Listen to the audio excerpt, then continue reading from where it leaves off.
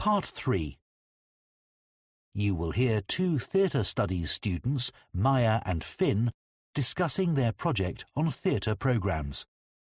First, you have some time to look at questions 21 to 26.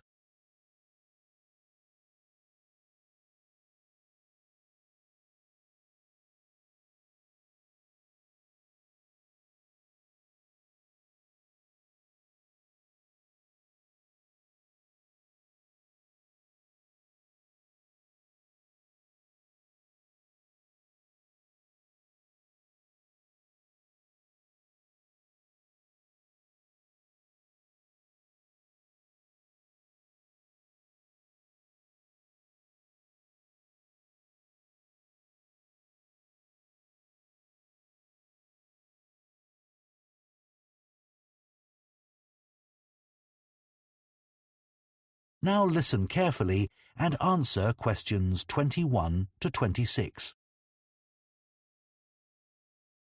So, Finn, I've done as much as I can for our project on theatre programmes.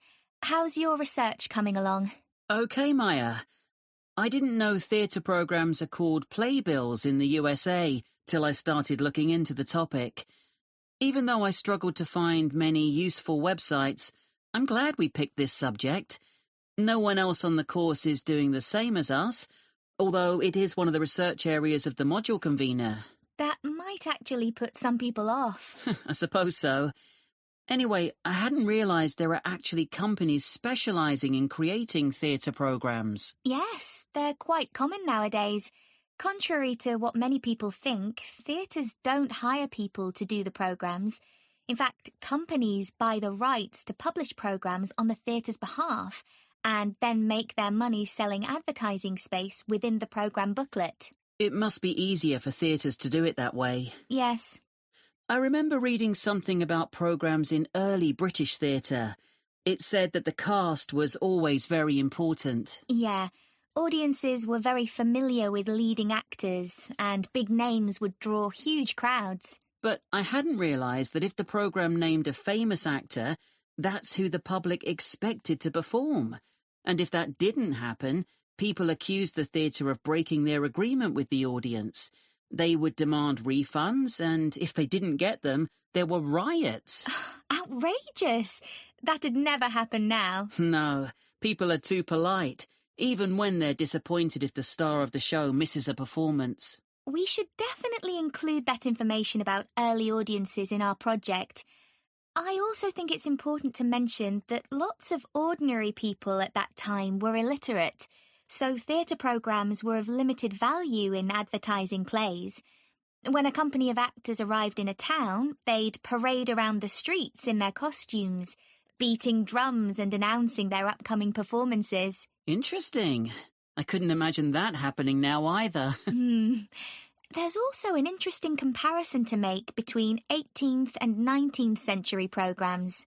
Wasn't it in the 19th century that theatre programmes started to resemble programmes today? Yes, and unlike programmes from the 18th century, they always used colour.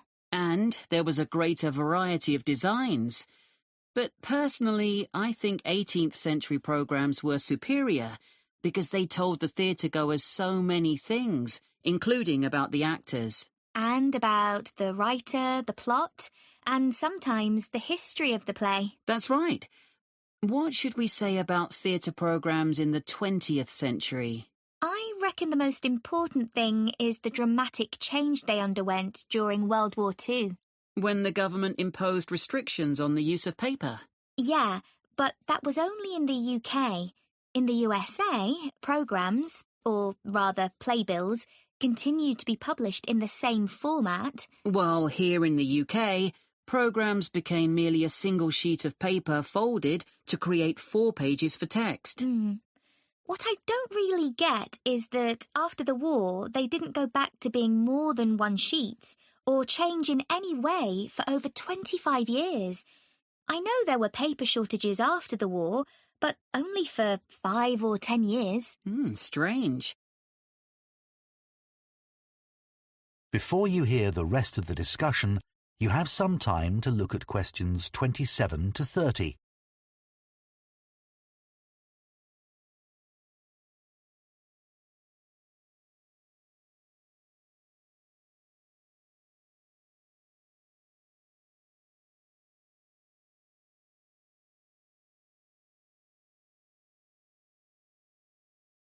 Now listen and answer questions 27 to 30.